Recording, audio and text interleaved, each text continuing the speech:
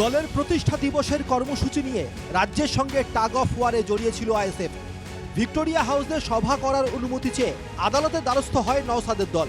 শর্ত সাপেক্ষে সেই কর্মসূচির অনুমতি দেয় বিচারপতি জয় সেনগুপ্তের সিঙ্গেল বেঞ্চ। সেই রায়কে চ্যালেঞ্জ করে ডিভিশন বেঞ্চে আপিল করে রাজ্য। শুক্রের শুনানিতে ভিক্টোরিয়া হাউসে আইএসএফকে সভার অনুমতি দিল না আদালত। এদিনে সওয়াল জবাবে আইএসএফের সভা শুনানি। প্রধান বিচারপতির বেঞ্চ জানায়, আমরা জানি একটি দলের প্রতিষ্ঠা দিবসের কর্মসূচি যথেষ্ট গুরুত্বপূর্ণ।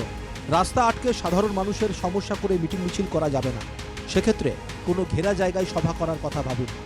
আইএসএফের আইনজীবী সওয়াল করেন, ভিক্টোরিয়া হাউসের সামনে শাসক দলও নির্দিষ্ট দিনে সভা করে, সেক্ষেত্রেও কি একই নিয়ম মানা হবে?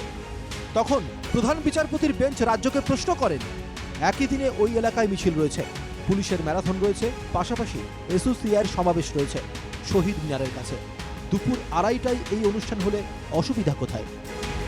বিচারপতির প্রশ্নে রাজ্যের এজি জানান, একই সঙ্গে সব জায়গায় অনুষ্ঠান হলে প্রশাসনের অসুবিধা হবে। গত বছরও অনুষ্ঠানে অশান্তি হয়েছিল।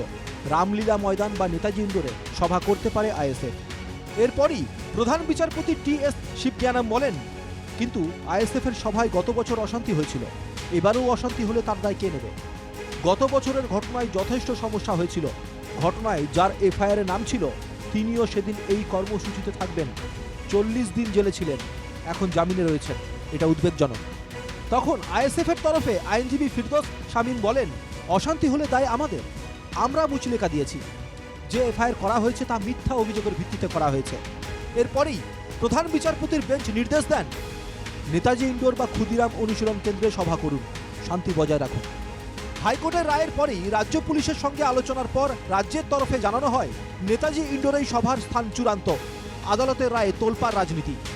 উত্তরাধিকারী সূত্রে জানো রাজ্য সরকার যারা রিপ্রেজেন্টেটিভ করছে যেন তৃণমূল কংগ্রেসের উত্তরাধিকারী সূত্রে ওখানে জায়গাটা পেয়েছে। বিচার ব্যবস্থাকে আমরা ঘৃণা করতে পারি না বা তার সমালোচনা করতে ওই অর্থে করা যায় না। অর্ডারের উপরে যদি পছন্দ না হয় তার জন্য হায়ার কোর্টে যাওয়ার রাস্তা খোলা আছে। বোঝা যায় যে আসলে গণতন্ত্র এবং অধিকারকে খর্ব করার স্পষ্ট মনোভাবে রাজ্যের সরকার চলছে। যেটা বছরে মাত্র একটা দিন মানুষের কাছে ক্ষমা চেয়ে নিয়ে ওখানে সভা করে, অন্য কারোর সেটা করতে হবে গাজুয়ারি করে, তাদের ক্ষেত্রে তো স্থান মাহাত্ম্যটা প্রযোজ্য নয়।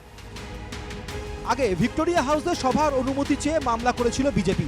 সেই একই পথ কার্যত অনুসরণ করেই আদালতের দ্বারস্থ হয়েছিল আইএসএফ। তবে শুক্রবার আইএসএফের আবেদনে গুরুত্ব দিল না হাইকোর্টের প্রধান বিচারপতির division bench. Bureau report, NKTV Bangla.